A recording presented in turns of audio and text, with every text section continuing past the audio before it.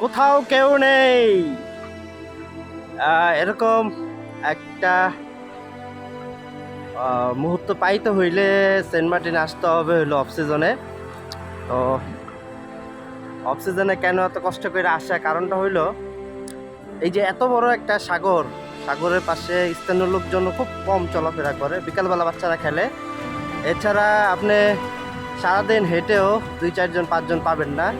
Tourist তো আসতেই দেয় না, টুরিস্ট তো পাওয়া সম্ভবই না।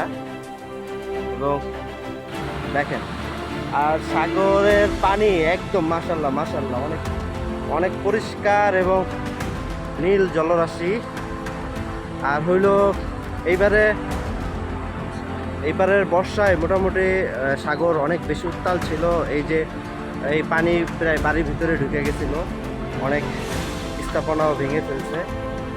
আমরা গত 2 দিন যে পরিমাণে জোয়ারের পানি দেখলাম, ঝড় বৃষ্টির সময় আরও বেশি হয়। এই 2 দিনেই খুব ভয়াবহতা দেখেছি। কেউ নাই, কেউ নাই, আমি ছাড়া এই বিচে আর কেউ নাই। তো যাই দেখি একটু সামনে। আর সিমেন্টের ডাব খুব সস্তা এখন বর্তমানে, এবং কিছু লোকজন আছে এমনি ফ্রিতেই খাওয়ায়। তো আজকে বের হয়েছি, দেখি ফ্রিতে ডাব খাইতে পারি কিনা।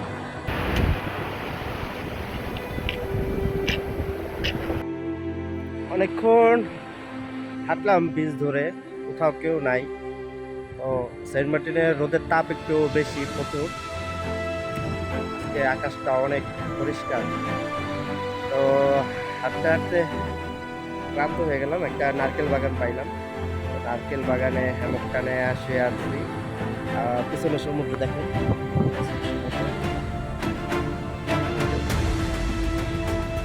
সমুদ্রের ঢেউয়ের যে সাউন্ড, সেই সাউন্ডটা নিচ্ছি।